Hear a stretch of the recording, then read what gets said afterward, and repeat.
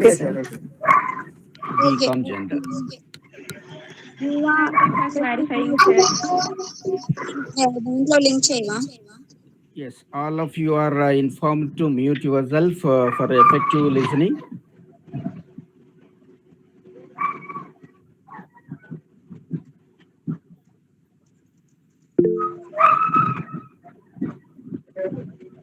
Yes, please mute yourself.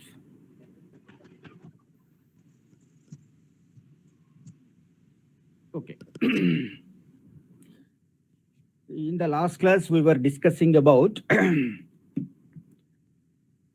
banking systems in India and at large at international level also. In that continuation, we have discussed introduction of banking system and different types of banks and banking systems. In that context, we have finished unit banking system. Today, we are going to discuss another important system of banking is branch banking. Branch banking. Yes. Let us have a look on branch banking. Yes. జనరల్గా branch banking అంటే ఏంటంటే మనం ఇంతకు ముందు క్లాస్లో discuss చేసిన unit బ్యాంకింగ్కి అపోజిట్గా ఈ యొక్క బ్రాంచ్ బ్యాంకింగ్ సిస్టమ్ ఉంటుంది. అంటే యూనిట్ బ్యాంకింగ్ సిస్టంలో మనం ఏం చెప్పుకున్నామంటే నిన్నటి క్లాస్లో యూనిట్ బ్యాంకింగ్ అంటే ఒకటే బ్యాంక్ ఉండి ఒక సిటీలో తన కార్యకలాపాలను నిర్వర్తించేటువంటి బ్యాంకు, తద్వారా ఖాతాదారులకు సేవలు అందించడం అనేటువంటిది ప్రధానమైనటువంటి ఉద్దేశంగా ఈ బ్యాంకు తన కార్యకలాపాలను నిర్వహిస్తుంది.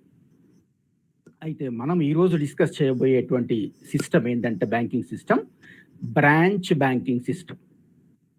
మనము ఇండియాలో ఈరోజు చూస్తున్నటువంటి బ్యాంకింగ్ వ్యవస్థను పరిశీలించినప్పుడు భారతదేశంలో ఉన్నటువంటి బ్యాంకులు మేజర్గా బ్రాంచ్ బ్యాంకింగ్ సిస్టమ్నే ఫాలో అవుతున్నాయి. మీరు చూడండి, స్టేట్ బ్యాంక్ ఆఫ్ ఇండియా చాలా బ్రాంచ్లు మీ ఊర్లలో కూడా ఉంటాయి. దేశం మొత్తంలో బ్రాంచ్లు ఉంటాయి, ఈవెన్ మీ ఊర్లో కూడా బ్రాంచెస్ ఉంటాయి. తర్వాత ఆంధ్ర బ్యాంక్ ఇప్పుడు నేమ్ చేంజ్ అయింది. ఇట్లనే చాలా బ్యాంకులు భారతదేశంలో ఈరోజు బ్యాంకింగ్ కార్యకలాపాలను నిర్వహిస్తున్నటువంటి మేజర్ బ్యాంక్స్ అన్ని కూడా బ్రాంచ్ బ్యాంకింగ్ సిస్టంలో పనిచేస్తున్నాయి. అంటే ఏంటిది? ఒక బ్యాంకు ఏర్పాటు చేయడం జరుగుతుంది. ఈ బ్యాంకుకు సంబంధించిన బ్రాంచీలు ఇతర ప్రాంతాలలో విస్తరించబడి కార్యకలాపాలను కొనసాగించి తమ యొక్క వ్యాపారాన్ని నిర్వహించేటువంటి బ్యాంకింగ్ కంపెనీలను లేదా బ్యాంకింగ్లను మనము సాధారణంగా బ్రాంచ్ బ్యాంకింగ్ అనేటువంటి పేరుతో పిలుస్తాం. అంటే బ్యాంక్ ఒకటే ఉంటుంది, కానీ వివిధ ప్రాంతాలలో వీటికి సంబంధించిన బ్రాంచులు స్థాపించడం ద్వారా ప్రజల నుంచి డిపాజిట్లను స్వీకరించి అవసరమైనటువంటి వ్యక్తులకు తమ యొక్క ఉన్నటువంటి డిపాజిట్ల నుంచి రుణాలను మంజూరు చేసేటువంటి కార్యక్రమాన్ని నిర్వర్తించేటువంటి బ్యాంకింగ్ పద్ధతిని మనము బ్రాంచ్ బ్యాంకింగ్ పద్ధతి అంటాం. దీనికి సంబంధించి ఈ సిస్టమ్కు సంబంధించి మనకి ఏమేమి అడ్వాంటేజెస్ ఉన్నాయి అనేటువంటి ఒకసారి చూద్దాం. అంటే ఏమేమి ప్రయోజనాలు మనకు కలుగుతాయి ఒకవేళ బ్రాంచ్ బ్యాంకింగ్ సిస్టమ్ అనేటువంటిది దేశంలో ఉంటే ఖాతాదారులకు కానీ ఆ దేశంలో ఉన్నటువంటి ప్రజలకు కానీ ఆ ప్రాంతంలో ఉన్నటువంటి ప్రజలకు కానీ కలిగేటువంటి ప్రయోజనాలు ఏంటి? నెంబర్ 1, ఫస్ట్ ప్రయోజనం ఏంటంటే బ్రాంచ్ బ్యాంకింగ్ వల్ల బ్రాంచీలు వివిధ ప్రాంతాల్లో విస్తరించి ఉండడం వల్ల ఎక్కువ నిధులను సమీకరించుకునేటువంటి అవకాశం. అంటే మనము ఏ ప్రాంతంలోనైనా ఒక బ్రాంచీని స్థాపించవచ్చు. తద్వారా అక్కడ ఉన్నటువంటి పొదుపు మొత్తాలను మనము డిపాజిట్ల రూపంలో సమీకరించుకునేటువంటి అవకాశం ఈ పద్ధతిలో ఉంటుంది. అంటే ఎక్కువ మొత్తంలో నిధులు సమకూర్చుకునేటువంటి అవకాశం ఈ పద్ధతి ద్వారా బ్యాంకులకు లభిస్తుంది. నెక్స్ట్ నెంబర్ 2, భారీ తరహా నిర్వహించడం జరుగుతుంది. అంటే బ్రాంచీలు అనేటువంటివి వివిధ ప్రాంతాలలో చాలా బ్రాంచీలు, వందలు వేల సంఖ్యలో బ్రాంచీలను కలిగి ఉంటుంది. కాబట్టి భారీ తరహా వ్యాపారాలను నిర్వహించడానికి అంటే ఒక ప్రత్యేకమైనటువంటి ప్రాంతానికే ఈ బ్యాంకు పరిమితమై ఉండదు. దేశంలోని వివిధ ప్రాంతాలలో ఎక్కడైనా సిటీలు, పట్టణాలు, నెక్స్ట్ గ్రామీణ ప్రాంతాల్లో, మరీ గ్రామీణ ప్రాంతాల్లో, వెనుకబడిన ప్రాంతాల్లో కూడా మనకు ఈ బ్యాంకు యొక్క బ్రాంచీలు మనకు కనబడతాయి. అంటే భారీ తరహా వ్యాపారం హెడ్ ఆఫీస్ ఒక దగ్గర ఉంటుంది, కానీ వీటికి సంబంధించిన బ్రాంచీలు మాత్రం దేశంలోని వివిధ ప్రాంతాలలో నెలకొల్పబడి ఉండి బ్యాంకింగ్ కార్యకలాపాలను కొనసాగిస్తాయి. అంటే భారీ తరహా వ్యాపార వ్యవహారాలను నిర్వహిస్తాయి. దీనివల్ల ఏమవుతుందంటే ఈ పని విభజన అనేటువంటి కార్యక్రమం ఇక్కడ ఎక్కువ ఉంటుంది. డివిజన్ ఆఫ్ లేబర్ అంటాం దీన్ని, డివిజన్ ఆఫ్ లేబర్. ఉదాహరణకు చూడండి, మన ఆఫీసులలో మనం చూస్తే ఎల్డీసీ ఉంటాడు, యూడీసీ ఉంటాడు, సూపరింటెండెంట్ ఉంటాడు. అంటే ఎవరి పని వాళ్ళే చేస్తారు. ఎల్డీసీ పని ఎల్డీసీ చేస్తాడు, యూడీసీ పని యూడీసీనే చేస్తాడు, సూపరింటెండెంట్ పని సూపరింటెండెంట్ చేస్తాడు. తద్వారా ఏమైపోతుందంటే వీళ్ళు అదే పనిని రోజు నిర్వహించడం ద్వారా వాళ్ళు ఆ పనిలో నైపుణ్యాన్ని సాధించేటువంటి అవకాశం ఉంటుంది. అంటే స్పెషలైజేషన్ అనేది మనకి ఇక్కడ కనబడుతుంది. అంటే భారీ తరహా వ్యాపారం ఉండడం వల్ల ఒక వ్యక్తి ఒకే పనిని రోజు నిర్వర్తించడం ద్వారా ఆ పనిలో అతనికి ప్రావీణ్యత లేదా ప్రత్యేకీకరణ దొరికేటువంటి అవకాశం ఎక్కువగా ఉంటుంది. ఇది మనకు సాధారణంగా బ్రాంచ్ బ్యాంకింగ్ సిస్టంలో మనకు కనబడేటువంటి అంశము. తర్వాత వ్యాపారం విస్తృతంగా చేపట్టడం వల్ల నిధులను ఒక ప్రాంతం నుంచి ఇంకొక ప్రాంతానికి బదిలీ చేయడానికి అవకాశం ఉంటుంది. అంటే ఒక ప్రాంతంలో బాగా నిధులను సమకూర్చుకున్నాం, అంటే డిపాజిట్లను సేకరించినాం. ఒక ప్రాంతంలో రుణాలకు సంబంధించిన డిమాండ్ ఎక్కువ ఉంది. అప్పుడు ఏం చేస్తాం, మనం ఎక్కడి నుంచి అయితే మనము డిపాజిట్లను ఎక్కువ మొత్తంలో సమకూర్చుకున్నామో అక్కడి నుంచి ఎక్కడైతే రుణాల యొక్క డిమాండ్ ఎక్కువ ఉందో అక్కడికి నిధులను ట్రాన్స్ఫర్ చేసుకునేటువంటి అవకాశం బ్రాంచ్ బ్యాంకింగ్ సిస్టంలో ఉంటుంది. ఎందుకంటే అక్కడ ఉండే బ్రాంచ్ కూడా మనదే ఉంటుంది కాబట్టి, అక్కడ డిమాండ్ ఉంది కాబట్టి ఇక్కడ ఉన్నటువంటి నిధులను మనం బదిలీ చేసుకోవడానికి అవకాశం ఎక్కువగా ఉంటుంది అనేటువంటి విషయాన్ని మనం ఈజీగా గుర్తుపెట్టుకోవచ్చు. నెక్స్ట్, కేంద్రీకృత నిర్వహణ ద్వారా ఇవి పనిచేస్తాయి కాబట్టి తక్కువ నగదు నిల్వలు ఉంచుకొని ఎక్కువ వ్యాపారాన్ని చేసేటువంటి అవకాశం. అంటే మన దగ్గర ఉన్న మనీ కంటే మనం ఎక్కువ మొత్తంలో రుణాలను మంజూరు చేసేటువంటి అవకాశం ఉంటుంది. మరి మన దగ్గర ఉన్న మనీ కంటే ఎక్కువ మొత్తంలో రుణాలను మంజూరు చేస్తే మనకి ఇబ్బంది అవుతుంది కదా అని మనం అనుకోవచ్చు. అట్లాంటప్పుడు ఏం చేస్తామంటే మనము వేరే దగ్గర నుంచి అవసరానికి మనము బదిలీ చేసుకునేటువంటి అవకాశం ఉంది, నగదును బదిలీ చేసుకునేటువంటి అవకాశం ఉంది. కాబట్టి వాటికి సంబంధించినటువంటి అవసరాలను తీర్చుకోవడానికి ఇతర బ్రాంచీల మీద మనం ఆధారపడి మనము అక్కడి నుంచి నగదు బదిలీ చేసుకునేటువంటి అవకాశం ఉంటుంది. తర్వాత నైపుణ్యం కలిగినటువంటి ఉద్యోగుల నియామకం వల్ల బ్యాంకుల పని సామర్థ్యం మెరుగవుతుంది. ఇప్పుడు మీరు చూడండి, ఇంతకు ముందు బిఎస్ఆర్బి అని ఉండేది. బ్యాంకులలో రిక్రూట్మెంట్ చేయడానికి ప్రతి బ్యాంకుకు, ఏ బ్యాంకుకు ఆ బ్యాంకే BSRB, banking recruitment service board అని ఒకటి ఉండేది, బిఎస్ఆర్బి. తర్వాత ఈ యొక్క పద్ధతిని మొత్తం తీసేసిన తర్వాత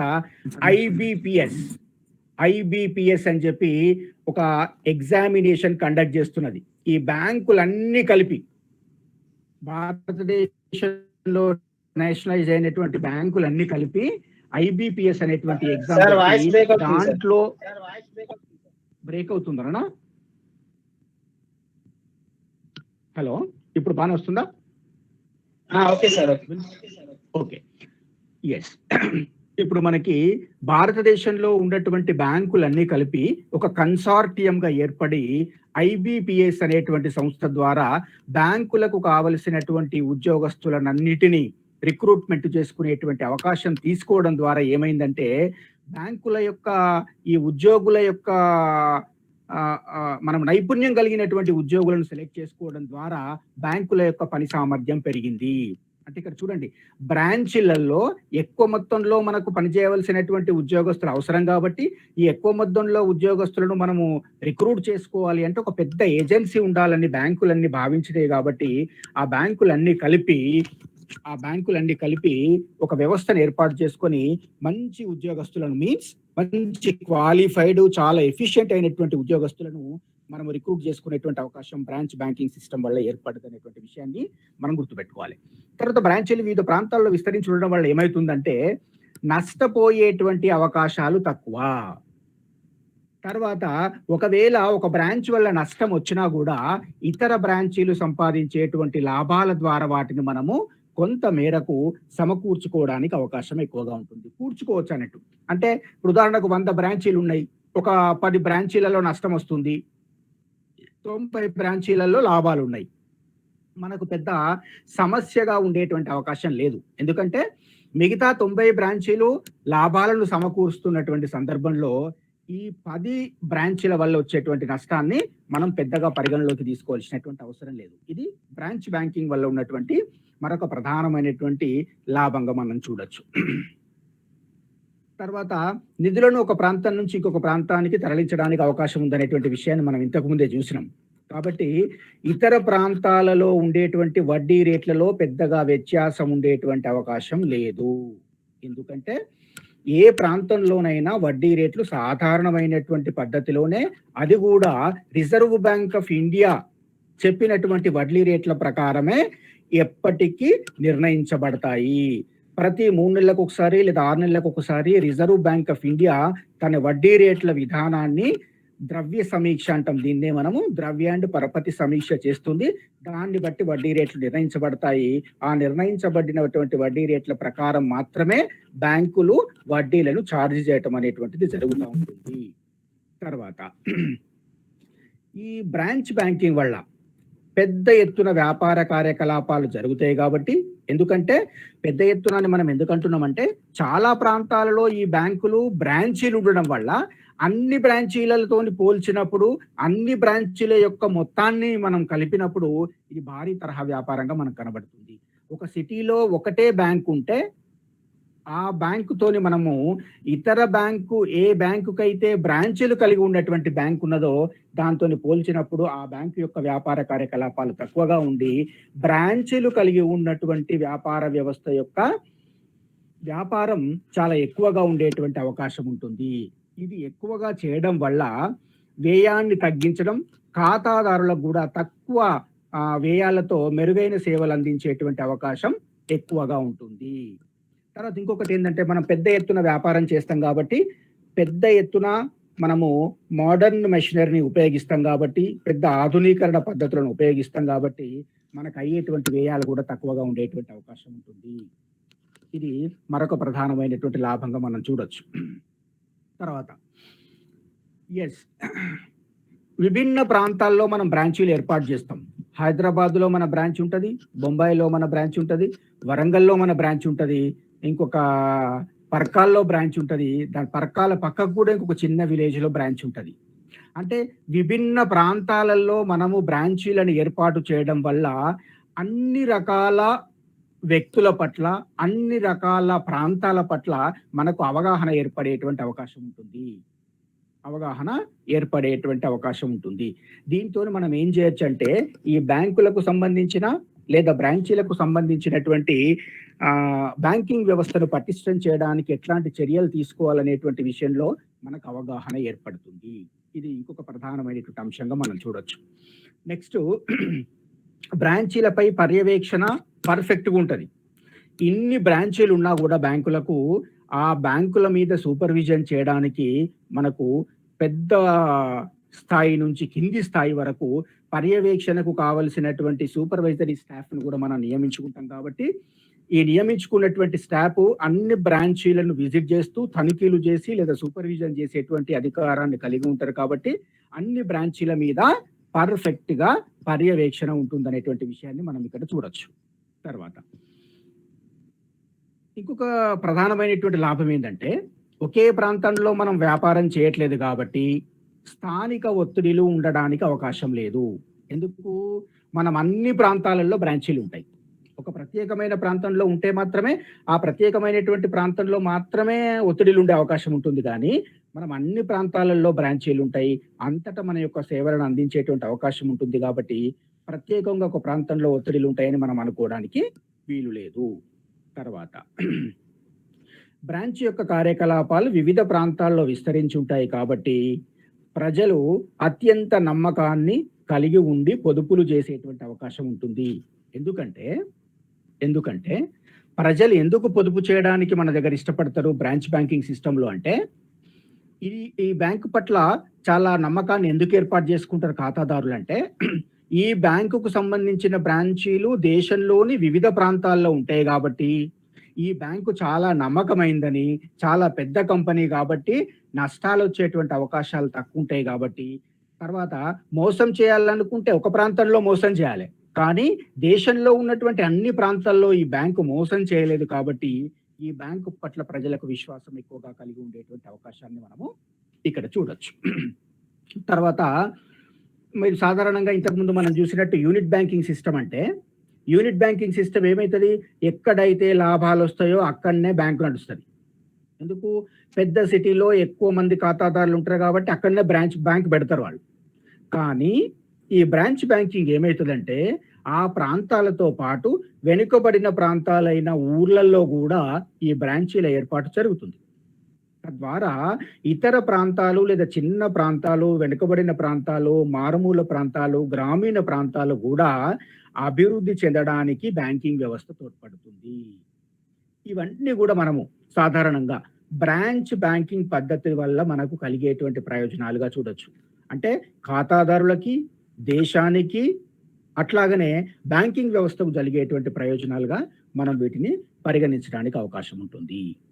అయితే ఈ బ్రాంచ్ బ్యాంకింగ్ కూడా కొన్ని ప్రయోజనాలే కాకుండా డిసడ్వాంటేజెస్, పరిమితులు లేదా డీమెరిట్స్ కూడా కొన్ని ఉన్నాయి. ఆ డీమెరిట్స్ ఎట్లా ఉంటాయి అనేటువంటివి మనం కొన్ని చూద్దాం. దీంట్లో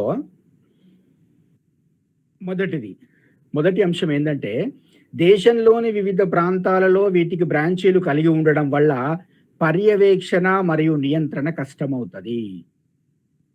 మన దగ్గర ఆఫీసర్లు ఉంటారు పర్యవేక్షణ చేయడానికి, కానీ అన్ని ప్రాంతాలలోని అన్ని బ్రాంచీలను మనము ఏకధాటిగా పర్యవేక్షించడానికి కానీ లేదా నియంత్రించడానికి కానీ అవకాశాలు ఉండవు. ఎందుకంటే మనకు దేశంలో చాలా బ్రాంచీలు ఉన్నటువంటి సందర్భంలో మనం అన్నిటినీ ఒకటే మనకు బ్రాంచ్ ఉంటే ఒకదాన్ని మనము చాలా పర్ఫెక్ట్గా చూసుకునేటువంటి ఛాన్సెస్ ఉంటాయి. కానీ చాలా బ్రాంచీలు ఉన్నప్పుడు మనం అన్ని బ్రాంచీలను మనం విజిట్ చేయడం కానీ, ప్రత్యక్షంగా పర్యవేక్షించడం కానీ, లేదా తనిఖీ చేయటం కానీ, లేదా నియంత్రించడం కానీ వీలు కాదు. ఇది బ్రాంచ్ బ్యాంకింగ్ సిస్టంలో ఉన్నటువంటి ప్రధానమైనటువంటి లోపంగా మీరు చూడొచ్చు. తర్వాత ఇంకొక రెండవ అంశం ఏంటంటే, కొన్ని బ్రాంచీలు బాగా పనిచేయకపోయినప్పటికీ వాటికి నష్టాలు రావడం వల్ల ఇతర ప్రాంతాలలో మనం సంపాదించినటువంటి లాభాన్ని ఈ బ్రాంచీల మీద మనం ఖర్చు పెట్టవలసి వస్తుంది. అంటే కొన్ని బ్రాంచీలు సంపాదించినటువంటి లాభాన్ని మనము నష్టపోయినటువంటి బ్రాంచీలను పూడ్చుకోవడానికి వినియోగించాల్సినటువంటి పరిస్థితి రావడం వల్ల ఈ నష్టపోయేటువంటి బ్రాంచీలు ఎక్కువగా మళ్ళీ లాభాలు సంపాదించడానికి ఎక్కువ అవకాశం లేదు.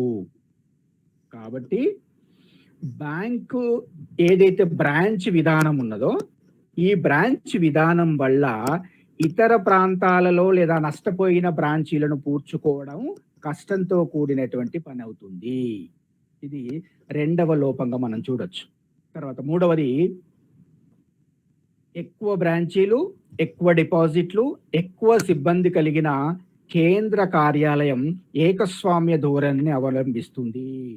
ఎందుకంటే ఎక్కువ బ్రాంచీలు కలిగి ఉండి, ఎక్కువ డిపాజిట్లు ఉండి, నెక్స్ట్ ఎక్కువ సిబ్బంది కలిగి ఉన్నటువంటి బ్యాంక్ ఏదైతే ఉందో, ఇప్పుడు ఉదాహరణకి భారతదేశంలో చూడండి, SBI, state bank of India, ఇది అన్నిటికంటే పెద్ద బ్యాంక్. ఎందుకు? వీటికి బ్రాంచీలు ఎక్కువ, తర్వాత డిపాజిట్లు ఎక్కువ సిబ్బందిని కలిగి ఉన్నటువంటి ఈ బ్యాంకు భారతదేశంలో ఒక రకంగా మిగతా బ్యాంకులతోని పోల్చినప్పుడు ఏకస్వామ్య ధోరణిని కలిగి ఉండేటువంటి అవకాశం ఉంటుంది. మిగతా బ్యాంకులతోని మనం చూసినప్పుడు ఈ బ్యాంకు కొంత మొత్తంలో ఎక్కువ అధికారాన్ని చెలాయించేటువంటి అవకాశం ఉంటుంది. తర్వాత బ్రాంచీల ఏర్పాటుకయ్యే స్థానిక సిబ్బంది ఖర్చులు, నిర్వహణ తదితర ఖర్చులన్నీ అధిక వ్యయంతో కూడుకున్నాయి. మీరు ఉదాహరణకు చూడండి, మనం ఎక్కడైతే బ్రాంచ్ని ఏర్పాటు చేస్తామో, బ్రాంచ్ని ఏర్పాటు చేసినామంటే అక్కడ మనకు ప్రతి రూపంలో ఖర్చులు ఉంటాయి. ప్రతి బ్రాంచ్కు మనము బ్రాంచ్ కోసం బిల్డింగ్ అద్దెకు తీసుకోవాలి, సెక్యూరిటీ పెట్టాలి, అక్కడ అన్ని ఏర్పాట్లు చేసుకోవాల్సినటువంటి పరిస్థితులలో మనకు చాలా ఖర్చులు అయ్యేటువంటి అవకాశాలు ఎక్కువగా ఉంటాయి. కాబట్టి మనము ఎక్కువ మొత్తంలో ఖర్చు ఉండేటువంటి అవకాశం ఉంటుంది. కాబట్టి ఈ ఖర్చుని మనము భరించడం చాలా ఇబ్బందికరంగా ఉండేటువంటి అవకాశాలు ఉంటాయి. ఎక్కువ ఇబ్బందికరంగా ఉండేటువంటి అవకాశాలు ఉంటాయి. తర్వాత అత్యవసర పరిస్థితుల్లో కూడా బ్రాంచ్ కేంద్ర కార్యాలయాన్ని సంప్రదించి నిర్ణయాలు తీసుకోవాల్సి ఉంటుంది. ఉదాహరణకి ఒక గ్రామీణ ప్రాంతంలో ఉన్నటువంటి ఒక బ్రాంచ్ ఏదైనా ప్రత్యేక నిర్ణయం తీసుకోవాల్సిన అవసరం ఏర్పడ్డప్పుడు ఈ యొక్క బ్రాంచ్ యొక్క కేంద్ర కార్యాలయం ఎక్కడ ఉంటుందో, ఉదాహరణకి బొంబాయిలో ఉందనుకోండి, వాళ్ళను సంప్రదించి మాత్రమే నిర్ణయం తీసుకోవాలి.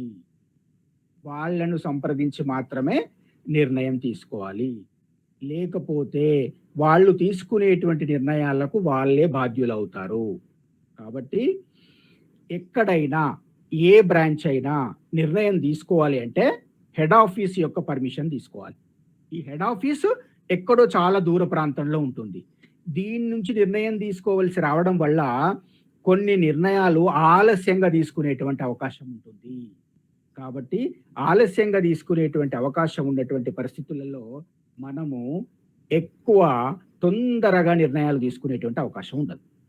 స్వతహాగా తొందరగా నిర్ణయాలు తీసుకునేటువంటి అవకాశం మనకు దీని ద్వారా ఏర్పడదు. ఇది ఇంకొక ప్రధానమైనటువంటి లోపంగా మీరు చూడవచ్చు. నెక్స్ట్ ఇంకొకటి ఏమవుతుందంటే, బ్రాంచీల వల్ల ఉన్నటువంటి ఇంకొక ప్రధానమైనటువంటి లోపం ఏంటంటే, ఈ బ్రాంచీలలో పనిచేసేటువంటి ఉద్యోగస్తులను ఒక బ్రాంచ్ నుంచి ఇంకొక బ్రాంచీకి మనం ట్రాన్స్ఫర్ చేస్తూ ఉంటాం. బ్రాంచీలలో ట్రాన్స్ఫర్ జరుగుతూ ఉంటాయి, ఉద్యోగస్తుల యొక్క ట్రాన్స్ఫర్ జరుగుతూ ఉంటాయి. ఒక ఆయన హైదరాబాద్లో పనిచేసిన ఆయన వరంగల్కి వస్తాడు, వరంగల్లో పనిచేసిన ఆయన ఒక ఆయన పరకాలు పోతాడు, హైదరాబాద్ నుంచి ఒక ఆయన భద్రాచలం పోతాడు. ఇట్లా వివిధ ప్రాంతాలలో ఉద్యోగస్తులను మనము ట్రాన్స్ఫర్ చేయడం వల్ల మనకు ఈ ఎక్కడైతే ఉద్యోగి పనిచేస్తున్నాడో అక్కడ ఏర్పడినటువంటి పరిచయాలు మళ్ళా కొత్త ప్రాంతంలో పోయిన తర్వాత పరిచయాలు ఉండవు, మళ్ళగా కొత్త వ్యవస్థ స్టార్ట్ అవుతుంది. దీనివల్ల ఏమవుతుందంటే స్థానిక ఖాతాదారులపై అవగాహన లేకుండా ఉండడం. అంటే ఒక ప్రాంతంలో మనం పనిచేస్తున్నప్పుడు మనకు అవగాహన ఏర్పడుతుంది, మళ్ళీ మనకు పూర్తిగా అవగాహన వచ్చేటప్పటికి మళ్ళీ మనల్ని ఇంకొక ప్లేస్కి ట్రాన్స్ఫర్ చేస్తారు. అక్కడ మనకు పూర్తిగా అవగాహన వచ్చేసరికి మళ్ళీ వేరే ప్రాంతానికి మనం ట్రాన్స్ఫర్ చేయబడతాము. ఈ విధంగా ఉద్యోగస్తులను ఒక ప్రాంతం నుంచి ఇంకొక ప్రాంతానికి బదిలీ చేయడం వల్ల అక్కడ స్థానికంగా ఉండేటువంటి ఖాతాదారులతోని పూర్తి స్థాయిలో అవగాహన పరిచయాలు ఏర్పడేటువంటి అవకాశాలు ఉండవు. ఇది కూడా ఒక ప్రధానమైనటువంటి లోపంగా మనము ఈ యొక్క బ్రాంచ్ బ్యాంకింగ్ సిస్టంలో మనం చూడొచ్చు. తర్వాత ఈ బ్రాంచీల సంఖ్య ఎక్కువగా పెరుగుతున్నప్పుడు, ఇప్పటికే మన దగ్గర 200 బ్రాంచీలు ఉన్నాయనుకోండి, మన బ్యాంకుకు ఇంకొక 100 బ్రాంచీలు మనం పెంచినాం. అప్పుడు వీటిని అన్నిటిని పర్యవేక్షించడం లేదా నియంత్రించడం మనకు కష్టంతో కూడుకున్నటువంటి పని. ఎందుకు ఈ అన్ని బ్రాంచీలను మనమే పర్యవేక్షించాలన్నా, అన్ని బ్రాంచీలను మనమే నియంత్రించాలన్నా, అన్నిటిని మనము సూపర్విజన్ చేయాలన్నా మనకు కష్టంతో కూడినటువంటి పని. తక్కువ మొత్తంలో బ్రాంచీలు ఉంటే కొంచెం ఎఫెక్టివ్గా లేదా ఎక్కువగా మనం పర్యవేక్షణ చేసేటువంటి అవకాశం ఉంటుంది. ప్రతిదీ బ్రాంచీలు పెరుగుతున్నప్పుడు మనము పర్యవేక్షణ చేసేటువంటి సామర్థ్యాన్ని తగ్గుతూ ఉంటుంది. ఇది మరొక ప్రధానమైనటువంటి లోపంగా మనం చూడొచ్చు. తర్వాత వెనుకబడిన ప్రాంతాల్లో మనం రుణాలు ఇవ్వడానికి అవకాశం ఉంటుంది, కానీ డిపాజిట్లు ఎక్కువ మొత్తంలో రావు. అంటే వెనుకబడిన ప్రాంతాల్లో లేదా గ్రామీణ ప్రాంతాల్లో ఒకవేళ మన బ్రాంచ్ ఉంటే అక్కడ మనకు వచ్చే డిపాజిట్ల కంటే రుణాలకు సంబంధించిన డిమాండ్ ఎక్కువగా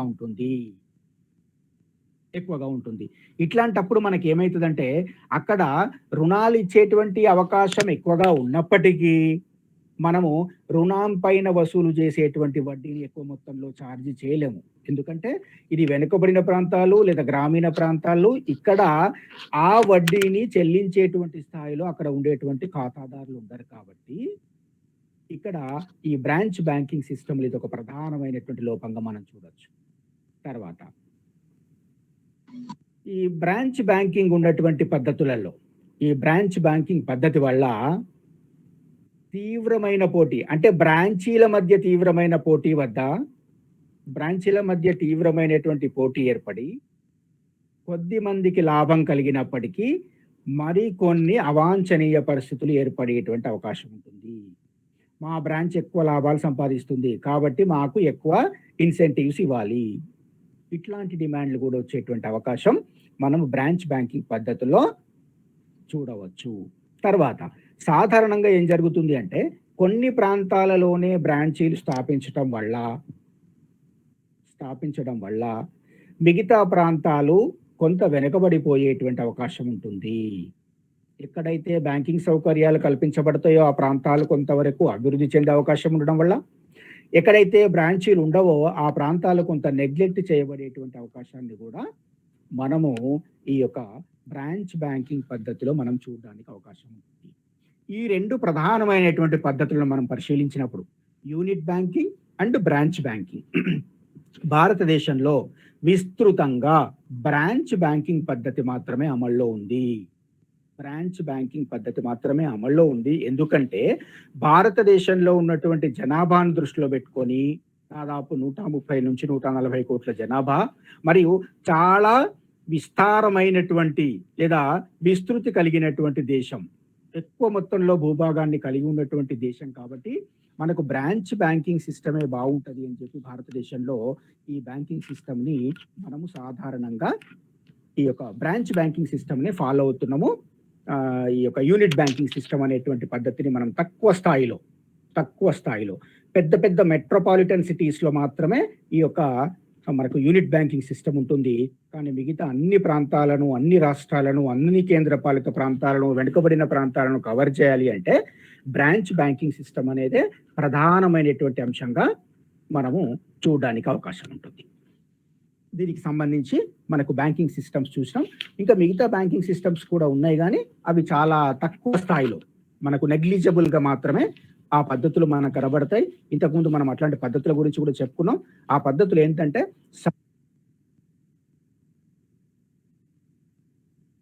సార్ మ్యూట్ పడింది చూడండి సార్, మీకు మీరు మ్యూట్ పడేసి. ఓకేనా, ఓకే, థ్యాంక్ యూ.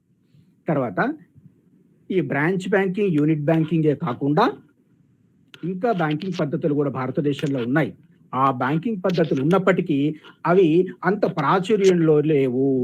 అవి ఏంటి అంటే group banking system, chain banking system, correspondent banking system, investment banking system, deposit banking system and mixed banking system. ఈ పద్ధతులన్నీ ఉన్నప్పటికీ భారతదేశంలో విస్తృతమైనటువంటి స్థాయిలో బ్రాంచ్ బ్యాంకింగ్, తర్వాతి స్థాయిలో మనకు యూనిట్ బ్యాంకింగ్ పద్ధతులు కనిపిస్తాయి. తర్వాత ఈ యొక్క కంటిన్యూయేషన్లో మనం చూడాల్సినటువంటి అతి ప్రధానమైనటువంటి అంశం ఏంటంటే భారత బ్యాంకింగ్ వ్యవస్థను ఒకసారి మనం పరిశీలించినప్పుడు భారతదేశంలో ఉన్నటువంటి బ్యాంకింగ్ వ్యవస్థ చాలా విస్తృతమైనటువంటిది. ఇంతకుముందే మనం బ్యాంకుల గురించి, వివిధ రకాల బ్యాంకుల గురించి డిస్కస్ చేసినాం. ఆ డిస్కస్ చేసినటువంటి బ్యాంకులను మరొక రకంగా మనం వర్గీకరించినప్పుడు మనకు భారతదేశంలో అత్యున్నతమైనటువంటి స్థాయిలో రిజర్వ్ బ్యాంక్ ఆఫ్ ఇండియా ఉంటుంది. వాటి కింద పనిచేసేటువంటి అన్ని బ్యాంకులను మనము వర్గీకరించినప్పుడు వీటిని ప్రధానంగా ఒక మూడు రకాలుగా వర్గీకరించవచ్చు. వీటిని మనము ఫస్ట్ షెడ్యూల్డ్ బ్యాంకులు, 2 సహకార బ్యాంకులు, 3 పెట్టుబడి బ్యాంకులు. దీంట్లో మళ్ళీ షెడ్యూల్డ్ బ్యాంకులను మళ్ళీ 2 రకాలు. దీంట్లో ప్రభుత్వ రంగ బ్యాంకులని ఒకటి, ప్రైవేటు రంగ బ్యాంకులని ఒకటి. ప్రభుత్వ రంగంలో ఉన్నటువంటి బ్యాంకులను కూడా మళ్ళీ వర్గీకరించినాం. దీంట్లో ఎస్బీఐ అనేటువంటిది ఒక ప్రధానమైనటువంటిది, స్టేట్ బ్యాంక్ ఆఫ్ ఇండియా. దీన్ని మనం లీడ్ బ్యాంక్ అనే పేరుతో పిలుస్తాం. తర్వాత ఎస్బీఐకి అనుబంధంగా కొన్ని బ్యాంకులు ఉండేది. ఇంతకుముందు ఎస్బీఐకి అనుబంధంగా కొన్ని బ్యాంకులు ఉండేవి. అందులో SBH state bank of Hyderabad అనే bank state bank of India అనేటువంటి బ్యాంకుకు అనుబంధమైనటువంటి బ్యాంకుగా ఉండేది. తర్వాత ఇక జాతీయం చేయబడినటువంటి ఇతర బ్యాంకులు మరియు ప్రాంతీయ గ్రామీణ బ్యాంకులన్నీ కూడా ప్రభుత్వ రంగ బ్యాంకులుగా చెప్పబడినాయి. తర్వాత ప్రైవేట్ రంగంలో ఉన్నటువంటి బ్యాంకులు, జాతీయం చేయబడినటువంటి బ్యాంకులు, విదేశీ బ్యాంకులు, నాన్ షెడ్యూల్డ్ బ్యాంకులు, వీటిని మనము ప్రైవేటు రంగం కింద చూడొచ్చు. ఇక సహకార బ్యాంకులకు సంబంధించి ఇప్పుడు విలేజ్ స్థాయిలో ఉండేటువంటి ప్రాథమిక వ్యవసాయ సహకార సంఘాలు ఏవైతే ఉన్నాయో అవి, తర్వాత జిల్లా స్థాయిలో మనం చూసేటువంటి డిసిసిబి, డిస్ట్రిక్ట్ కోఆపరేటివ్ సెంట్రల్ బ్యాంకులు, రాష్ట్ర స్థాయిలో కూడా ఈ బ్యాంక్ ఉంటుంది. దీన్నే మనము టిఎస్ కోఆపరేటివ్ బ్యాంక్, తెలంగాణ రాష్ట్ర కోఆపరేటివ్ బ్యాంక్ అనేటువంటి పేరుతో పిలుస్తాం. అంటే సహకార రంగంలో ఉన్నటువంటి బ్యాంకులు అన్ని. తర్వాత ఇంకొక ప్రధానమైనటువంటి వర్గీకరణ పెట్టుబడి బ్యాంకులు అంటే తర్వాత ICICI, IDBI, UTI, EXIM bank, SFC, తర్వాత ఇట్లాంటి బ్యాంకులన్నీ, ఇవన్నీ ఏంటి? పెట్టుబడి బ్యాంకులు. అంటే భారతదేశంలో పారిశ్రామిక రంగాన్ని అభివృద్ధి చేయాలనేటువంటి ప్రధానమైనటువంటి ఉద్దేశంతో ఈ బ్యాంకుల ఏర్పాటు జరిగింది. ఎందుకు జరిగింది ఈ బ్యాంకుల ఏర్పాటు? భారతదేశంలో పారిశ్రామిక రంగానికి అవసరమైనటువంటి మౌలిక సదుపాయాలు కల్పించడానికి కావలసిన స్వల్పకాలిక, మధ్యకాలిక, దీర్ఘకాలిక రుణాలను మంజూరు చేయడానికి ఈ యొక్క పెట్టుబడి బ్యాంకులను భారతదేశంలో ఏర్పాటు చేయడం జరిగింది. తర్వాత ఇంకొక ప్రధానమైనటువంటి అంశం మనం చూడాల్సింది సహకార బ్యాంకులు అనుకున్నాం మనం. గ్రామ స్థాయిలో, తర్వాత జిల్లా స్థాయిలో మరియు రాష్ట్ర స్థాయిలో ఏర్పాటు చేయబడ్డటువంటి సహకార బ్యాంకులు ప్రధానమైనటువంటి ఉద్దేశం ఏంటంటే రైతులకు కావలసినటువంటి రుణాలను మంజూరు చేయడానికి, రైతులకు కావలసినటువంటి ఎరువులను సబ్సిడీ రూపంలో అందించడానికి, తర్వాత పెస్టిసైడ్స్ ని సబ్సిడీ రూపంలో అందించడానికి, తర్వాత వాళ్ళకి కావలసినటువంటి మౌలిక సదుపాయాలైన ట్రాక్టర్లు, ఇట్లా పొలాలను దున్నే యంత్రాలు, ఇట్లాంటి అన్నిటిని కూడా సమకూర్చడానికి కావలసినటువంటి అవసరాలను తీర్చడానికి ఈ సహకార బ్యాంకుల ఏర్పాటు జరిగిందనేటువంటి విషయాన్ని మనం మరొకసారి గుర్తుపెట్టుకోవాలి. దీని ద్వారా మనము భారతదేశంలో ఉన్నటువంటి బ్యాంకింగ్ వ్యవస్థని అర్థం చేసుకోవచ్చు. అంటే ఇన్ని రకాల బ్యాంకులు మన దగ్గర ఉన్నటువంటి విషయాన్ని మనం గుర్తుకు తెచ్చుకోవాలి. తర్వాత వీటితో పాటు వాణిజ్య బ్యాంకులు అంటే ఏంటి? మనము సాధారణంగా భారతదేశంలో సగటు పౌరుడు చూసేటువంటి బ్యాంకులు.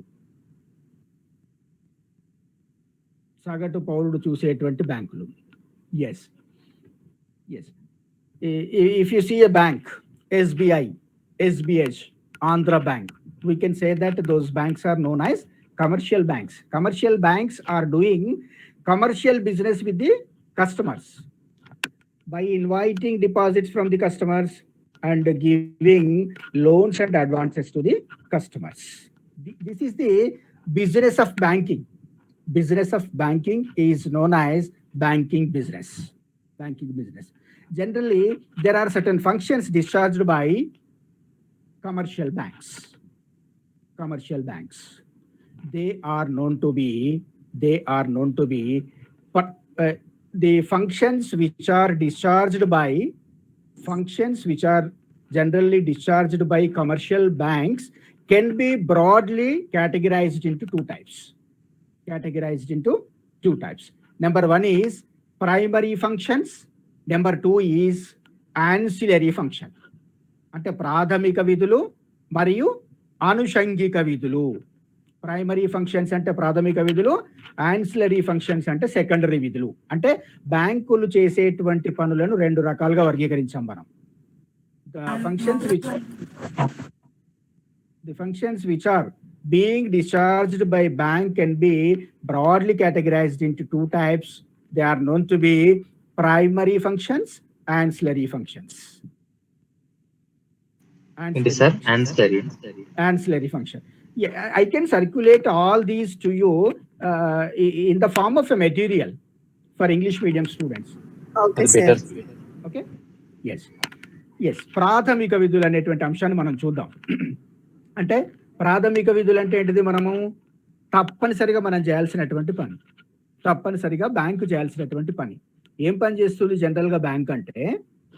బ్యాంక్ అంటే బ్యాంక్ చేసేటువంటి ఈ యొక్క ప్రాథమిక విధులు లేదా ప్రైమరీ ఫంక్షన్స్ ని మళ్ళీ మనం కేటగిరైజ్ చేస్తే 2 టైప్స్ ఉంటాయి.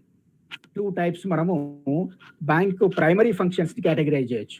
ఏంటి అంటే అవి యాక్సెప్టింగ్ డిపాజిట్స్ అంటే డిపాజిట్లను సేకరించడం, నెక్స్ట్ రుణాలను మంజూరు చేయడం means giving advances to the customers అంటే డిపాజిట్లను తీసుకోవడం, రుణాలను మంజూరు చేయడం. ఈ డిపాజిట్లను సేకరించడం అనేటువంటిది వివిధ రూపాలలో ఉంటుంది. ఏమేం రూపాలలో ఉంటుంది అది?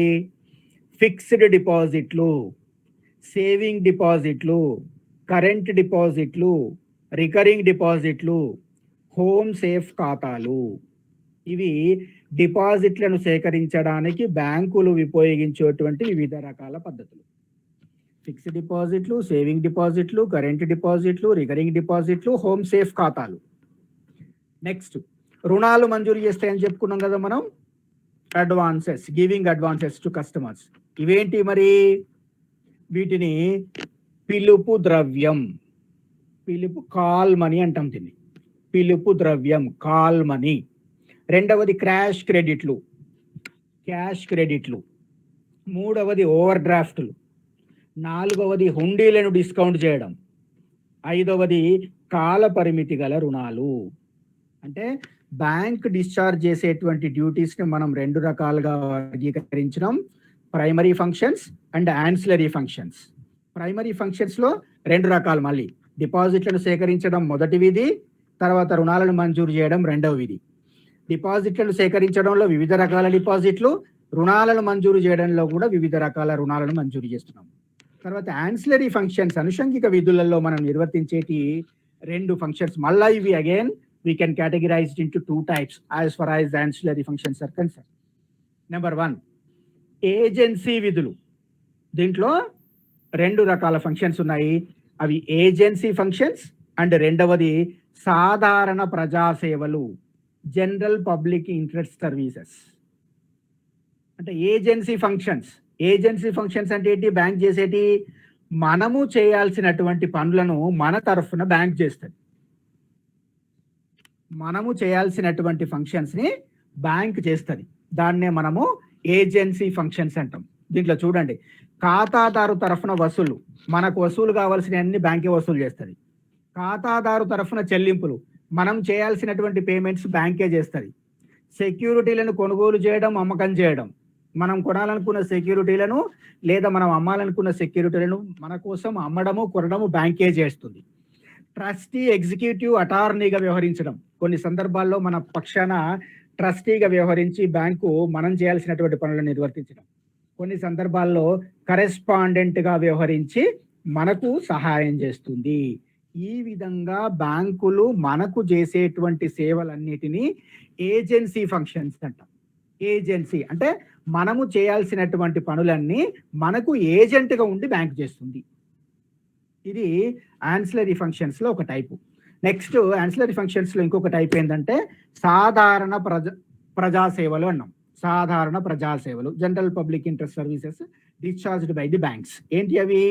పరపతి లేఖలను జారీ చేయడం, క్రెడిట్ లెటర్స్ ని ఇష్యూ చేస్తుంది, డ్రాఫ్ట్ ఇవ్వడం లేదా చెల్లింపులు, డీడీలు ఇవ్వడం,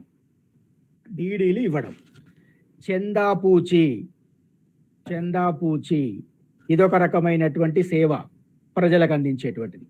తర్వాత కొన్ని రకాల పేమెంట్స్కి గ్యారంటీ ఇవ్వడం, లాకర్ సౌకర్యాలను కల్పించడం, కొన్ని సందర్భాల్లో విదేశీ మారక ద్రవ్యాన్ని మనకు సమకూర్చుకోవడానికి అవకాశాన్ని కల్పించడం, కొన్ని సందర్భాల్లో రెఫరీగా వ్యవహరించి మనకు సేవ చేయడం, ఇంకొక సందర్భంలో గణాంక సమాచార సేకరణ అంటే స్టాటిస్టికల్ ఇన్ఫర్మేషన్ కూడా గ్యాదర్ చేస్తుంది. వీటిని మనము డీటెయిల్గా డిస్కస్ చేద్దాం. ఈ ఫంక్షన్స్ అన్నిటిని మనం డీటెయిల్గా డిస్కస్ చేద్దాం. ఫస్ట్ మనం ఏమనుకున్నాం? ప్రాథమిక విధులు, ప్రైమరీ ఫంక్షన్స్. దీంట్లో నెంబర్ 1 ప్రాథమిక ఫంక్షన్లలో ఫస్ట్ 1 డిపాజిట్ల సేకరణ. ఈ డిపాజిట్ల సేకరణలో నెంబర్ 1 ఫిక్స్డ్ డిపాజిట్ ఖాతాలు. నేను ఆల్రెడీ మీకు తెలిసే ఉంటుంది అనుకుంటున్నా. ఫిక్స్డ్ డిపాజిట్ అంటే వీటిని మనం టైం డిపాజిట్స్ అంటాం. టైం డిపాజిట్స్, మన దగ్గర ఉన్నటువంటి మనీని మనం బ్యాంకులో ఒక ప్రత్యేకమైనటువంటి కాలానికి డిపాజిట్ చేస్తాం. 6 నెలల కోసం, సంవత్సరం కోసం, 5 సంవత్సరాల కోసం, లేదా 7.5 సంవత్సరాల కోసం ఇట్లా మన దగ్గర ఉన్నటువంటి మనీని మనం బ్యాంకులో పెట్టేస్తే వీటిపైన బ్యాంకు ఇచ్చేటువంటి వడ్డీ రేటు ఎక్కువగా ఉంటుంది. మనము సాధారణంగా చూడండి, మనం మనీ డబుల్ కావాలంటే 7.5 ఇయర్స్ ఏమో మనం బ్యాంకులో పెట్టేస్తే మన మనీ 10,000 అందులో పెడితే 20,000 అవుతాయి. మనకు మెచ్యూరిటీ వచ్చిన తర్వాత 7.5 ఇయర్స్కో 8 ఇయర్స్కో మనకు 20,000 రూపీస్ వాళ్ళు పే చేస్తారు. ఇట్లాంటి డిపాజిట్స్ని మనము టైం డిపాజిట్స్ అంటాము. వీటినే ఫిక్స్డ్ డిపాజిట్ ఖాతాలు అంటారు. నిర్ణీతమైనటువంటి టైం బౌండ్తోని వీటిని మనం బ్యాంకులలో పెట్టేస్తాము. వీటిని మళ్ళీ అంత తొందరగా మనం వాపస్ తీసుకోవడానికి వీలు కాదు. మనము 10 సంవత్సరాల కోసం డిపాజిట్ చేసినాం, మనకు 2 సంవత్సరాల తర్వాత పైసలు అవసరమైనాయి. అప్పుడు మనకు ఈ మనం డిపాజిట్ చేసినటువంటి ఫిక్స్డ్ డిపాజిట్ను వాపస్ తీసుకోవడానికి వీలు కాదు. కానీ బ్యాంకు ఒక సౌకర్యాన్ని కలిగిస్తుంది మనకు ఈ డిపాజిట్ బేసిస్గా మనకు బ్యాంకు లోన్ను మంజూరు చేసేటువంటి అవకాశం ఉంటుంది. వీటినే మనము ఫిక్స్డ్ డిపాజిట్ ఖాతాలు లేదా టైం డిపాజిట్లు అంటాం. అంటే ఒక నిర్ణీతమైనటువంటి కాలానికి మన దగ్గర ఉన్నటువంటి మనీని మనం బ్యాంకులో డిపాజిట్ చేస్తాము. ఇది నిర్ణీతమైన కాలం, సంవత్సరానికి, 2 సంవత్సరాలకు, 3 సంవత్సరాలకు, 10 సంవత్సరాలకు, ఇట్లా వీటిని ఫిక్స్డ్ డిపాజిట్లు అంటాం. రెండవది సేవింగ్ డిపాజిట్ ఖాతాలు. అంటే వీటి యొక్క ప్రధానమైనటువంటి ఉద్దేశం ఏంటంటే ప్రజల దగ్గర ఉన్నటువంటి పొదుపు మొత్తాలను పెట్టుబడిగా సమకూర్చాలనేటువంటి ప్రధానమైనటువంటి ఉద్దేశంతో, ప్రజలలో పొదుపు అలవాటు చేయాలనేటువంటి ప్రధానమైనటువంటి ఆశయంతో ఈ డిపాజిట్ ఖాతాలను బ్యాంకులు ప్రోత్సహిస్తుంటాయి. అంటే 15 రోజులకి ఇంత పొదుపు చేయొచ్చు, మీరు ప్రతి నెలకు 1000 రూపాయలు పొదుపు చేయొచ్చు, ప్రతి నెలకు మీరు 2,000 కట్టొచ్చు, ప్రతి నెల మీకు మీ వీలును బట్టి 5,000 పొదుపు చేసుకునేటువంటి అవకాశం ఉంటుంది. ఇట్లా మనం ఓపెన్ చేసినటువంటి ఖాతాలనే సేవింగ్ అకౌంట్ అంటాం. మీరు సాధారణంగా మీరు వినుంటారు సేవింగ్ అకౌంట్ అంటే మనం నెలకింత పొదుపు చేసుకునేటువంటి అవకాశం. మన స్తోమతను బట్టి, మనకు ఉండేటువంటి సేవింగ్స్ను బట్టి, మనకు ఉండేటువంటి పొదుపు సామర్థ్యాన్ని బట్టి మనం చేసుకునేటువంటి అవకాశం ఉండేటువంటి ఖాతాలనే మనం సేవింగ్ డిపాజిట్ ఖాతాలు అంటాం. తర్వాత కరెంట్ డిపాజిట్ ఖాతాలు. కరెంట్ డిపాజిట్ ఖాతాలు అంటే సాధారణంగా ఎవరు మెయింటైన్ చేస్తారంటే బిజినెస్లు నిర్వర్తించేటువంటి వ్యక్తులు. అంటే వీళ్ళేంటి, ఇప్పుడు మనం ఇంతకుముందు చూసినట్టు సేవింగ్ ఖాతాలు ఏవైతే ఉన్నాయో మనము ప్రతి నెల 5,000 రూపాయలు మనం పొదుపు చేస్తున్నాం. ఆ 5,000 రూపాయలు అందులో వేస్తాం, కానీ మనం తీసుకునేటువంటి అవకాశం చాలా తక్కువ ఉంటుంది. మనం ఎప్పుడు పడితే ఎన్నిసార్లు పడితే అన్నిసార్లు తీసుకోవడానికి వీలు ఉండదు. పొదుపు చేయడానికి మనం ప్రతి నెలలో వేసేటువంటి 5,000 రూపాయలని మనం ఇష్టం వచ్చినప్పుడు ఇష్టం వచ్చినన్ని సార్లు మనం తీసుకోవడానికి అవకాశం ఉండదు. కానీ ఈ కరెంట్ డిపాజిట్ ఖాతాలు అనేటువంటివి మాత్రము ప్రతిరోజు ఎన్నిసార్లైనా సొమ్ము వేయడం, ఎన్నిసార్లైనా సొమ్ము తీసుకోవడం. అంటే ప్రతిరోజే, ఈ రోజే ఎన్నిసార్లైనా డిపాజిట్ చేయొచ్చు, ఈ రోజే ఎన్నిసార్లైనా మనం విత్డ్రా చేసుకునేటువంటి అవకాశం ఉండేటువంటి బ్యాంకు ఖాతాలనే కరెంట్ డిపాజిట్ ఖాతాలు అంటాము. వీటిపైన సాధారణంగా బ్యాంకులు వడ్డీ చెల్లించవు. అదే సేవింగ్ ఖాతాల పైన మాత్రం ఆ రోజు వరకు నిల్వ ఉన్నటువంటి అమౌంట్ పైన వడ్డీ చెల్లించబడుతుంది. కానీ ఈ యొక్క కరెంట్ డిపాజిట్ ఖాతాల పైన మాత్రం వడ్డీ చెల్లించడం అనేటువంటిది సాధారణంగా ఉండదు. ఇది ఎందుకోసం అంటే బిజినెస్ చేసేటువంటి వాళ్ళు ఈ రోజు 1,00,000 రూపాయలు తీసుకుంటారు, మళ్ళీ 2 లక్షలు డిపాజిట్ చేస్తారు, మళ్ళీ 2 లక్షలు తీసుకుంటారు. అవసరాన్ని బట్టి ఎంత మొత్తమైనా తీసుకొని ఎంత మొత్తమైనా డిపాజిట్ చేసుకునేటువంటి అవకాశాన్ని బ్యాంకు ఈ ఖాతాను కలిగి ఉన్నటువంటి వ్యక్తులకు ఇచ్చేటువంటి ఖాతానే మనము కరెంట్ డిపాజిట్ ఖాతాలు అంటాము. వీళ్ళకి అవసరమైతే కొన్ని సందర్భాల్లో బ్యాంకు ఓవర్ డ్రాఫ్ట్ సౌకర్యాన్ని కూడా కలిగిస్తుంది. వీళ్ళకు ఉన్నటువంటి సౌకర్యం ఏంటంటే ఓవర్ డ్రాఫ్ట్. వాళ్ళ బ్యాంకుల ఖాతాలో నిల్వలేకపోయినా కూడా కొంత లోన్ రూపంలో ఎక్కువ మొత్తాన్ని ఖాతాదారులకు ఇచ్చేటువంటి అవకాశం కరెంట్ డిపాజిట్ ఖాతా కలిగి ఉన్నటువంటి వ్యక్తులకు ఉంటుంది. తర్వాత రికరింగ్ డిపాజిట్ ఖాతాలు. రికరింగ్ డిపాజిట్ ఖాతాలు ఇంతకు ముందే మనం చూసినట్టు సేవింగ్ ఖాతా అంటే ఒక నెలలో మనం ఇంత మొత్తాన్ని పొదుపు చేస్తాం. కానీ ఇక్కడ రికరింగ్ డిపాజిట్ ఖాతాలు అంటే మన దగ్గర ఉన్నప్పుడు డిపాజిట్ చేయడం, మన దగ్గర ఉన్నప్పుడు సేవ్ చేసుకోవడానికి అవకాశాన్ని వినియోగించుకునేటువంటి ఖాతాలనే రికరింగ్ డిపాజిట్ ఖాతాలు. ఇదేంటి, ప్రతి వారానికి మీరు ఇంత డిపాజిట్ చేసుకోవచ్చు, లేదా ప్రతి నెల ఇంత డిపాజిట్ చేసుకోవచ్చు. ఇది మనం నిర్ణీత కాలం పూర్తయ్యేంత వరకు జమ చేస్తూ ఆ తర్వాత వడ్డీతో సహా సొమ్మును తిరిగి తీసుకోవడానికి అవకాశం ఉండేటువంటి ఖాతా ఇది రికరింగ్ డిపాజిట్ ఖాతా. మనం సేవింగ్ ఖాతా అయితే ఏమనుకున్నాం, మనము ప్రతి నెల ఇంత మొత్తమే దాంట్లో వేస్తాము, ఎక్కువ మొత్తంలో తీసుకోవడానికి, ఎక్కువ సార్లు తీసుకోవడానికి అవకాశం ఉండదు. నెక్స్ట్ నెక్స్ట్ రికరింగ్ డిపాజిట్ల ఖాతాలకు సంబంధించి సంబంధించిన ఖాతాలకు సంబంధించి మీరు ఎప్పుడైనా ఎంత మొత్తమైనా దాంట్లో వేయడానికి, తర్వాత కొంతకాలం తర్వాత దాన్ని వాపస్ తీసుకోవడానికి, బ్యాంకులు వీటిపైన వడ్డీని కూడా చెల్లించడానికి అవకాశం ఉండేటువంటి వీళ్ళు సాధారణంగా దీనిపైన సేవింగ్ ఖాతాలపైన ఇచ్చే వడ్డీ రేటు కంటే రికరింగ్ డిపాజిట్ ఖాతాలపైన ఇచ్చేటువంటి వడ్డీ రేటు సాధారణంగా ఎక్కువగా ఉంటుంది. ఎందుకంటే వీళ్ళు ఎప్పుడు వీలుంటే వీళ్ళ దగ్గర ఎప్పుడు పైసలు ఉంటే అప్పుడు అకౌంట్లో వేసేస్తారు. కాబట్టి బ్యాంకులు ఎక్కువ మొత్తంలో నగదును పొందేటువంటి అవకాశం ఉంటుంది. కాబట్టి సేవింగ్ ఖాతాల కంటే రికరింగ్ డిపాజిట్ ఖాతాలపైన చెల్లించేటువంటి వడ్డీ రేటు సాధారణంగా ఎక్కువగా ఉంటుంది. తర్వాత ఇంకొక డిపాజిట్ ఏంటంటే హోమ్ సేఫ్ ఖాతా. హోమ్ సేఫ్ ఖాతా అంటే ఇది సాధారణంగా ఏంటంటే ప్రజలలో పొదుపు అలవాటును పెంచడానికి ప్రజల చేత ఒక అకౌంట్ను ప్రారంభింపచేసి అతనికి ఒక చిన్న బాక్స్ ఇస్తుంది. బ్యాంక్ ఏం చేస్తుందంటే ఒక చిన్న బాక్స్ ఇస్తుంది. ఆ బాక్సు ఈ ఖాతాదారుడు ఇంటి దగ్గర పెట్టుకొని అతని దగ్గర మిగిలిన మొత్తాన్ని ఆ బాక్సులో వేసి ఒక నిర్ణీతమైనటువంటి సమయంలో అవి తెచ్చి బ్యాంకులో కట్టేస్తాడు. అంటే ప్రజలలో చిన్న చిన్న పొదుపు మొత్తాలను కూడా సేకరించి ప్రజలలో పొదుపు మొత్తానికి సంబంధించిన అలవాటును పెంపొందించడానికి ఒక చిన్న బాక్స్ను మనం సాధారణంగా చూడండి, ఇంట్లలో చిన్నపిల్లలు మనం ఇచ్చినటువంటి కాయిన్స్ వేసుకోవడానికి చిన్న చిన్న బాక్సులు కొనుక్కొచ్చుకుంటారు. ఈ మధ్యలో ఈ పోస్టల్ లెటర్స్ తీసేలాంటి బాక్సెస్ వచ్చినాయి, మీరు మార్కెట్లో అబ్జర్వ్ చేయొచ్చు. చిన్నపిల్లలలో మనము ఇట్లాంటి హ్యాబిట్ని డెవలప్ చేయడానికి, అవునా? ఎస్, ఇట్లాంటి హ్యాబిట్ ని మనం డెవలప్ చేయాలి అంటే పిల్లలకి ఇట్లాంటి బాక్సులు కొనిస్తే వాళ్ళు ఏం చేస్తారంటే వాళ్ళ దగ్గర ఉన్నటువంటి కాయిన్స్ కానీ, చిన్నవి కానీ, 5 రూపీస్ కానీ, 10 రూపీస్ కానీ అన్నిటిని వాళ్ళు బ్యాంక్ దాంట్లో వేస్తారు. ఇట్లా వేసినటువంటి మొత్తాలను బ్యాంకులలో డిపాజిట్ చేసేటువంటి విధానాన్ని మనము హోమ్ సేఫ్ ఖాతా డిపాజిట్లు అనేటువంటి పేరుతో పిలుస్తాం. ఇది అంటే వాణిజ్య బ్యాంకులకు సంబంధించి ప్రాథమికమైనటువంటి విధులలో డిపాజిట్ల సేకరణకు సంబంధించినటువంటి విధులు ఇవన్నీ.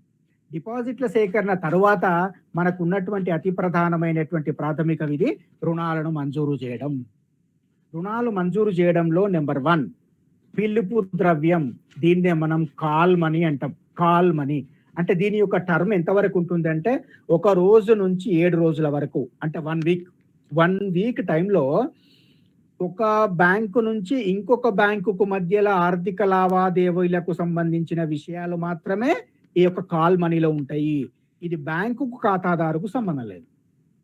ఈ 1 to 7 days వీటి మధ్యలో ఈ యొక్క ఆర్థిక కార్యకలాపాలకు సంబంధించిన సర్దుబాటు బ్యాంకుల మధ్యనే, బ్యాంకుకు ఖాతాదారుకు సంబంధం లేదు. ఇట్లా రుణాలు మంజూరు చేస్తాయి. అంటే తన దగ్గర ఉన్నటువంటి డిపాజిట్ల ద్వారా సేకరించినటువంటి మొత్తాన్ని ఖాతాదారులకే రుణం ఇవ్వడం కాకుండా వేరే బ్యాంకుకు రుణాన్ని ఇవ్వడం, ఈ బ్యాంకు వేరే బ్యాంకుకు రుణాన్ని ఇవ్వడం. ఎంత? 1 to 7 days short term loan. ఇది షార్ట్ టర్మ్ లోన్స్ మళ్ళా అవసరానికి మనం సమకూర్చుకోవాలి కాబట్టి వేరే బ్యాంకులకు లోన్ ఇచ్చేటువంటి విధానమే మనము కాల్ మనీ అంటాం. దీన్నే పిలుపు ద్రవ్యం అనే పేరుతో తెలుగులో పిలుస్తాం. తర్వాత రెండవ అంశం ఏంటంటే క్యాష్ క్రెడిట్.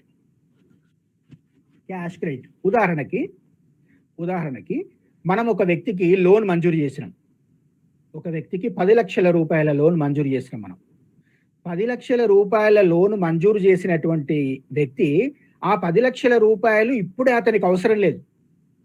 10 లక్షలు అతను బిజినెస్ చేయడానికి అవసరం, కానీ ఇప్పుడే ఆ 10 లక్షల మొత్తం ఇప్పుడు తక్షణమే అతనికి అవసరం లేదు.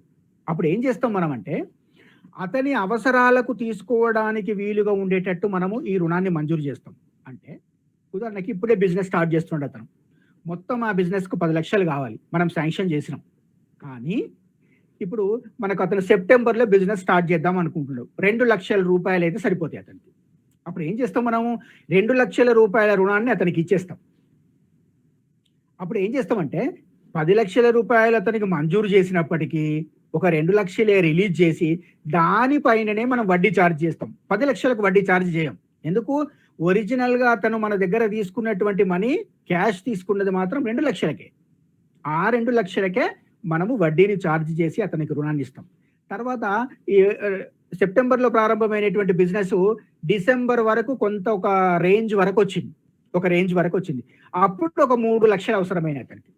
అప్పుడు ఏం చేస్తామంటే డిసెంబర్లో మనం మంజూరు చేసినటువంటి 10 లక్షల రూపాయలలో ఆల్రెడీ 2 లక్షలు ఇచ్చినాము.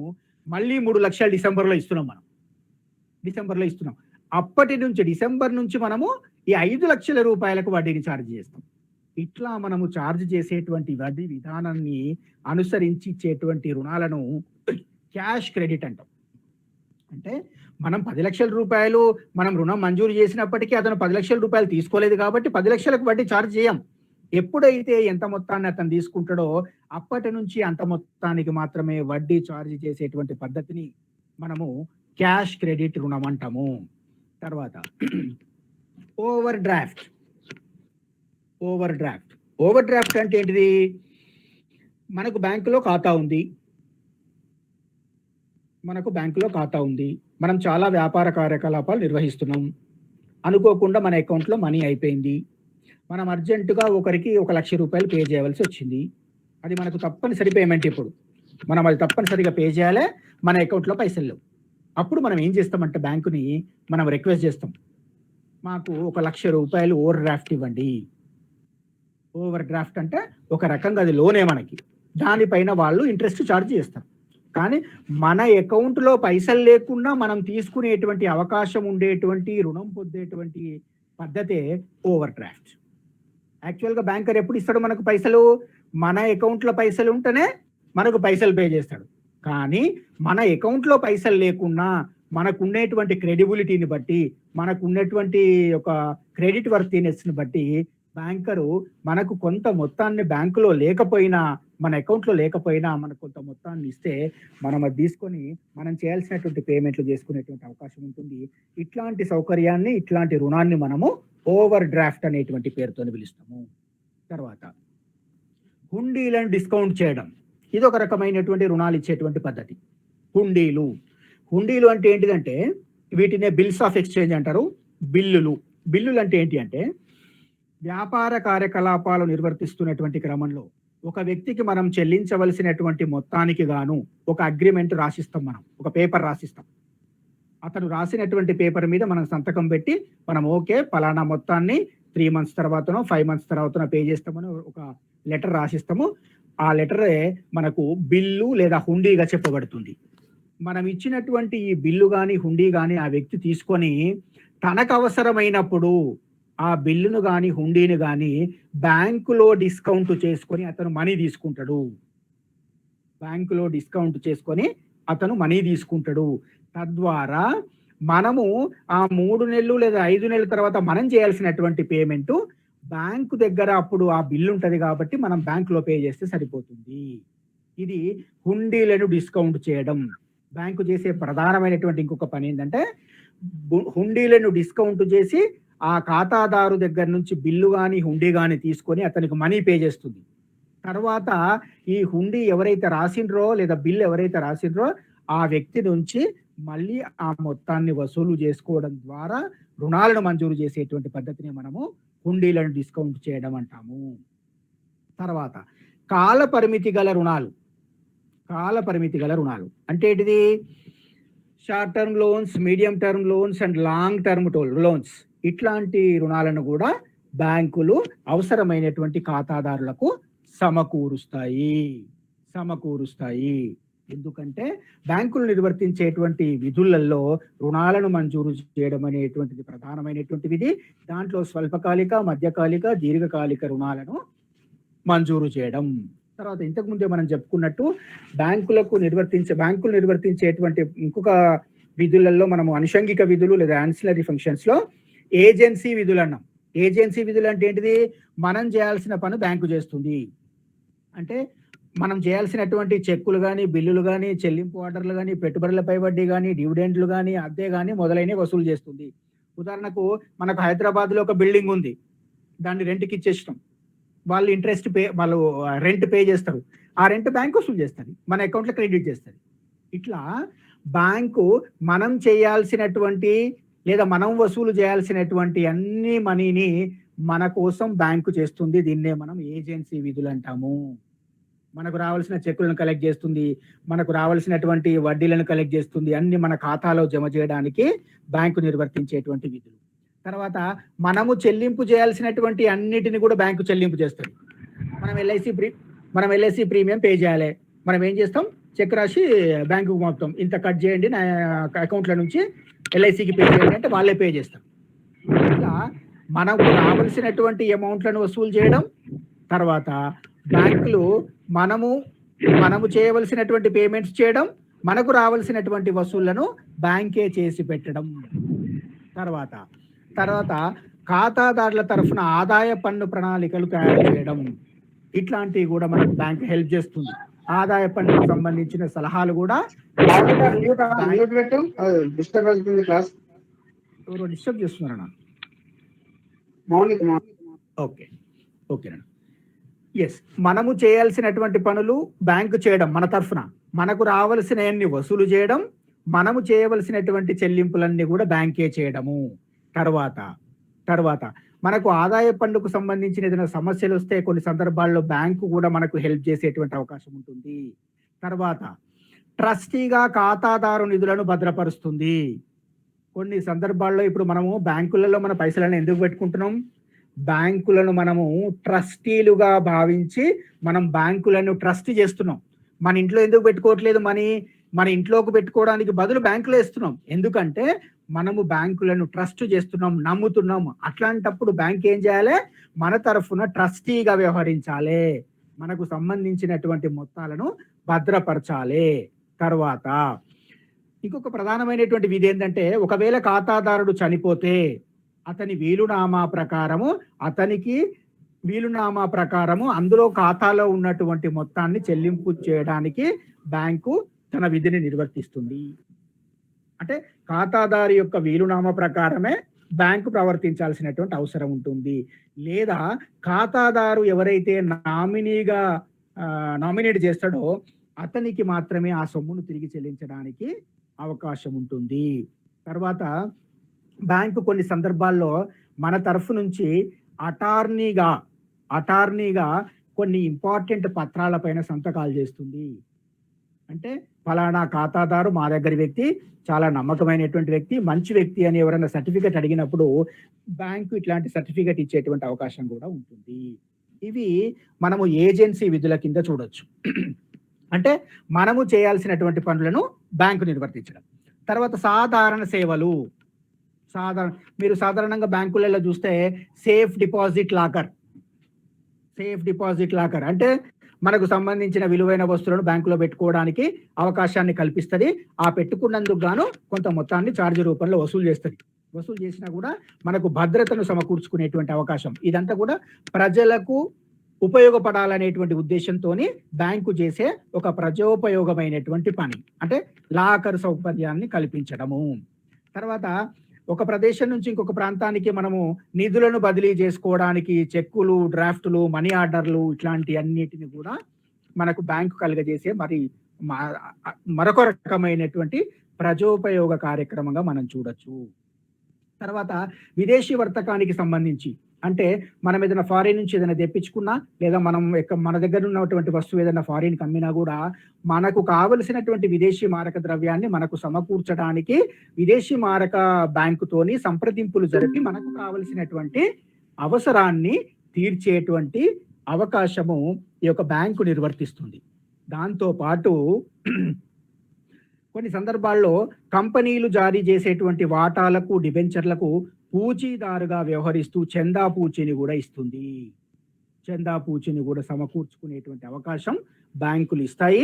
ఇట్లాంటి బ్యాంకింగ్ సేవలు ఇవన్నీ కూడా ఇప్పుడు మనం సాధారణంగా ఇవి చూసినటువంటి సేఫ్ డిపాజిట్ లాకర్లు కావచ్చు, చెక్కులు, డ్రాఫ్ట్లు చేసుకునేటువంటి అవకాశం కావచ్చు, విదేశీ మారకాన్ని సమకూర్చడం కావచ్చు, తర్వాత ఖాతాదారు తరఫున రెఫరీగా వ్యవహరించడం కావచ్చు, కంపెనీని సంబంధించినటువంటి వాటాలు, డిబెంచర్లు జారీ చేసినప్పుడు వాటికి చందా పూచి ఇవ్వడం కావచ్చు.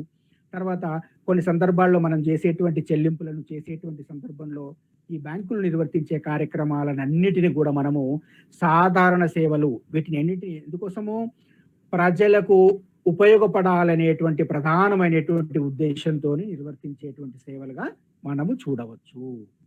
ఇవి మనము ఈ రోజు డిస్కస్ చేసినటువంటి అంశాలు. ఏమైనా డౌట్స్ ఉన్నాయా ఎవరికైనా? నో